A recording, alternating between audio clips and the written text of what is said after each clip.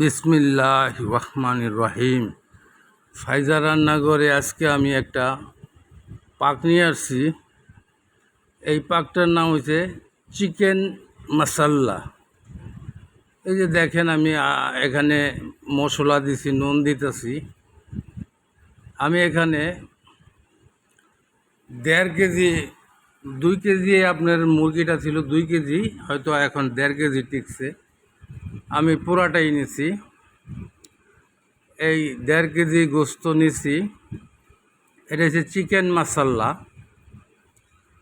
এটাই যে আমি ম্যারিনেশন করবো, আমি সব ময় মশলা দিতেছি দেখেন। হ্যাঁ, আমি এই যে গরম মশলা দিছি, তারপরে আপনার এই গোলমরিচের গুঁড়া দিছি, জিরা ভাজা দিছি, আর এই যে আপনার আমি এখন এই যে গোলমরিচ আর কাবাব চিলি, যেটা একসাথে আমি এরকম করছি, ওইটাও দিলাম। 1.5 কেজির হিসাবে আর কি আপনার একটু মশলা বেশি দিতে হয়, এই হিসাবে আমি মশলাটা একটু বাড়ায় দিতেছি। আর এটা নামই আপনার মশাল্লা।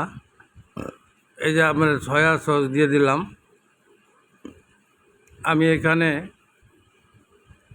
3-4 পদের সস ব্যবহার করছি। সয়া সস, টমেটো সস, তারপরে দিছি থাই চিলি সস, তারপর দিছি ভিনেগার, হ্যাঁ, তারপরে এই যে কর্নফ্লাওয়ার দিছি। আবার আপনার দিব আমি বেসন। হ্যাঁ, বেসন দিয়ে আমি এরকম মাইখা ম্যারিনেশন করে থুয়ে দিব। তো এই পাকটা আপনার এই ব্রয়লার মুরগি দিয়ে যদি কেউ কিছু খাইতে চায়, এই পাকটা হচ্ছে শ্রেষ্ঠ পাক। এর উপরে আর কোনো পাক হয় না। হ্যাঁ, এটা আপনার পুরা ফ্রাই করা হয়, ফ্রাইয়ের পরে খালি মশলার সাথে মিশানো হয়। এই যে দেখেন আমার এই হোয়াইট ভিনেগার দেওয়ার পর ওই যে আমি টমেটোর কেচাপ, প্রায় রেসিপিতে আমি বলি যে আমি ওইগুলো অনেক বেশি করে বানায় রাখি। এই যে আমি লেবুর রস দিতেছি, আবার আপনি দিয়ে দিছি হোয়াইট ভিনেগার দিয়ে দিছি। আপনার এই জিনিসটা করতে কিন্তু অনেক সহজ। আমরা যতই হিবিজিবি মনে করি, এত হিবিজিবি না। এই যে আপনার পেঁয়াজের রস দিয়ে দিতেছি। আপনারা উপকরণগুলা সবই দিবেন। হ্যাঁ, আর যদি এমনিতে কারো মশলা বানানো না থাকে ঘরে, তাইলে প্যাকেট মশলা কিনতে পাওয়া যায়, গরম মশলার, ওইটা প্যাকেটটা কিনে নেবেন।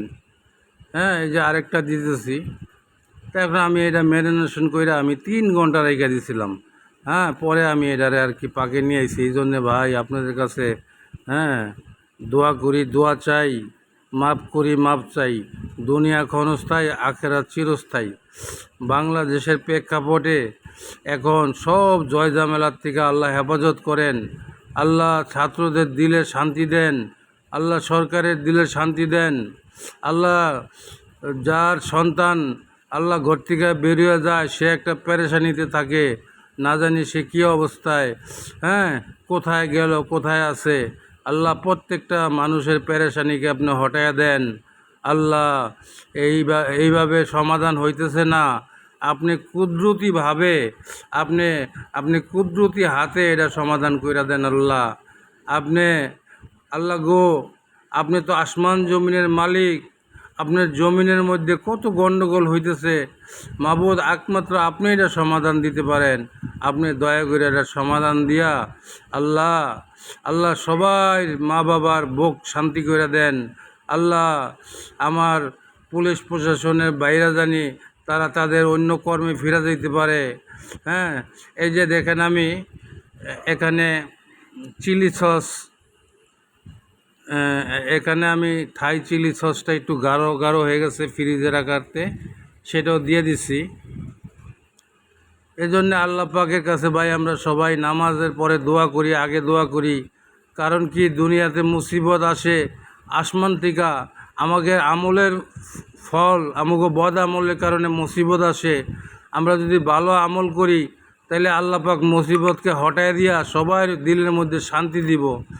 এই যে দেখেন আমি এখন এই প্যানের মধ্যে, হ্যাঁ, এই যে আমি তেলের মধ্যে ছেড়ে দিছি, হ্যাঁ, মশলাটা আপনার অনেকক্ষণ ম্যারিনেশন কইরা আমি এরকম 3 ঘন্টা রেখে দিয়েছিলাম ফ্রিজের মধ্যে।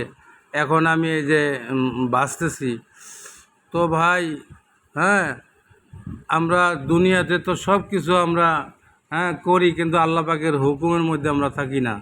এই জন্য আল্লাহ পাকের হুকুম, হুজুর পাক সাল্লাহ সাল্লামের তরিকায় যদি আমরা থাকি, 5 ওয়াক্ত নামাজ জামাতে আদায় করি, তাহলে ভাই ওই আল্লাহ পাক আমাদের সমস্ত বালা মুসিবত হটায় দিব, আমাদের দিলের পেরেশানি হটায় দিব, দুনিয়াতে আমরা শান্তি পামু, পরকালে নাজাত পামু।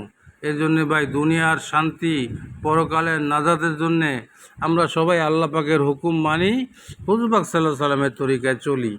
এই যে দেখেন আমার এটা ফ্রাই হয়ে গেছে, হ্যাঁ, এটা তো ইনজেকশন চুলা, আমি এই যে লো হিটেই করছি, হ্যাঁ। আর অনেকে মনে করেন বেশি পোড়া পোড়া করে ফেলায়, পোড়া পোড়া করার দরকার নাই, যাতে মশলার জায়গায় মশলা থাকে, হ্যাঁ। এটা বেশি না আপনার উল্টায় পাল্টায় কিছুক্ষণ ভাজলেই হয়। এই যে দেখেন আমি আদা রসুন কুচি কুচি করে রাখছিলাম, এটা আমি প্যানের মধ্যে দিয়ে দিছি।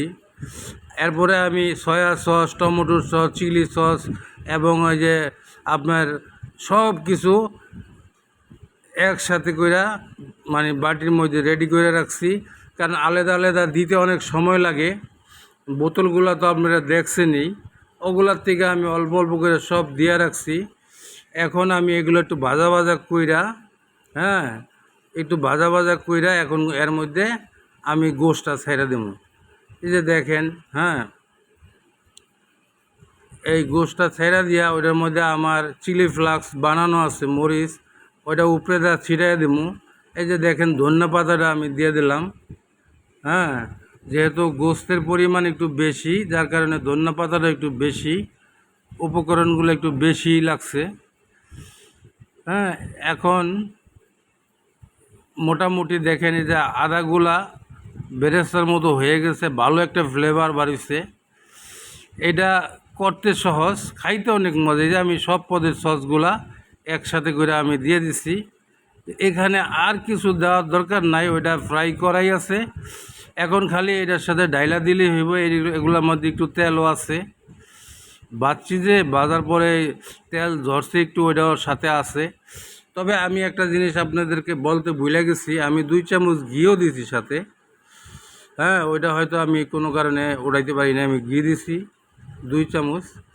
এখন খালি এটা একসাথে মিশায়া আমি এই যে নামায় ফেলাম, আমার এটা ডান হয়ে গেছে।